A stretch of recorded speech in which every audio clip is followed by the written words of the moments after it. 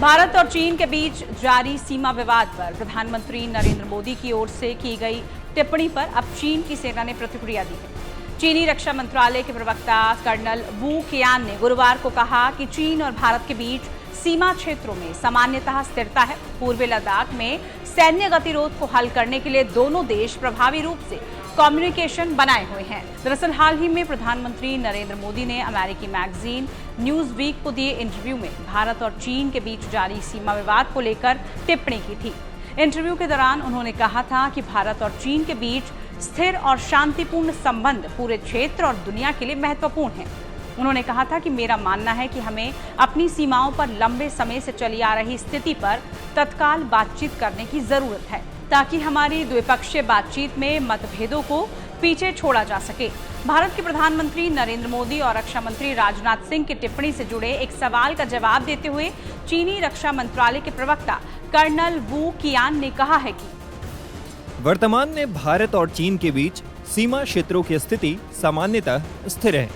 दोनों देश राजनयिक और सैन्य चैनलों के माध्यम से प्रभावी कम्युनिकेशन बनाए हुए हैं और सकारात्मक रचनात्मक बातचीत की है।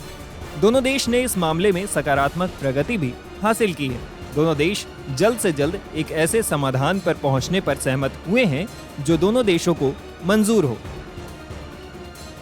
इससे पहले चीनी विदेश मंत्रालय के प्रवक्ता माओ निंग ने भी प्रधानमंत्री मोदी की टिप्पणी पर प्रतिक्रिया दी थी। प्रधानमंत्री मोदी की टिप्पणी के अगले दिन माओ निंग ने कहा था कि चीन ने भारत के प्रधानमंत्री की टिप्पणियों पर गौर किया है। हमारा मानना है कि मजबूत और स्थिर चीन भारत संबंध दोनों पक्षों के साझा हितों के लिए लाभकारी है। ये क्षेत्र और उससे परे शांति और विकास के लिए भी जरूरी है। माओ निंग ने कहा था, हमें उम्मीद है कि भारत चीन के साथ मिलकर समान दिशा में काम करेगा, द्विपक्षीय संबंधों को रणनीतिक ऊंचाइयों तक ले जाएगा, आपसी विश्वास बढ़ाएगा, बातचीत और सहयोग पर कायम रहेगा, मतभेदों को ठीक से संभालेगा और द्विपक्षीय संबंधों को मजबूत और स्थिर रूप से आगे बढ़ाएगा। दरअसल अप्रैल महीने में पीएम मोदी ने अपने एक साक्षात्कार में कहा था कि भारत के लिए चीन के साथ रिश्ते महत्वपूर्ण हैं। इस दौरान प्रधानमंत्री नरेंद्र मोदी ने कहा था कि ये मेरा मानना है कि हमें अपनी सीमाओं पर लंबे समय से चली आ रही स्थिति पर तत्काल ध्यान देने की आवश्यकता है, ताकि हमारी द्विपक्षीय बातचीत में असामान्य स्थिति को पीछे छोड़ा जा सके। भारत और चीन के बीच स्थिर और शांतिपूर्ण संबंध न केवल हमारे दोनों देशों के लिए बल्कि पूरे क्षेत्र और दुनिया के लिए महत्वपूर्ण है।